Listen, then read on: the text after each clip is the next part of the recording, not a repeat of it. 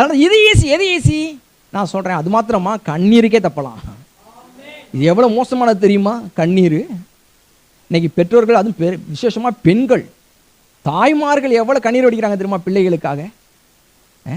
அது மாத்திரமா எவ்வளோ சொத்துக்களை கொடுத்துட்டு பிள்ளைகள் பெருங்க காலத்தில் வரும் பொழுது பெத்த தாய் தகப்பனுக்கு சோறு போடலைன்னு சொல்லி அனாசிரமத்தில் விட்டுட்டு போகிறாங்கன்னு சொல்லி கதறாங்க எத்தனையோ தாய்மார்கள். என் பிள்ளைங்க, என் மருமக வந்த பிறகு என்னமா சொல்லிட்டு இருக்காங்க, பிரச்சனை குடும்ப சத்தெல்லாம் இருக்கிறாங்க. என் பிள்ளைங்களுக்கு சோறு கூட போட மாட்டாங்க, சொத்தெல்லாம் ஆதிட்டு போயிட்டாங்கிறாங்க. ஆனால் அவன் சொல்கிறேன், நீங்கள் எல்லாம் சேர்த்தீங்க, எல்லாம் கொடுத்தீங்க, ரைட்டு. கர்த்தரை கொடுத்தீங்களா? நீங்கள் கர்த்தரை கொடுத்துருந்தீங்கன்னா அவங்களுக்கு தெரியும் தகப்பனையும் தாயும் கனம் பண்ணுவாயாகன்னு, இல்லையா? அவங்களுக்கு தெரிஞ்சிடும். அவங்க கொண்டு போய் உங்களை கடைசி காலத்தில் எங்கே கொண்டு விட மாட்டாங்க?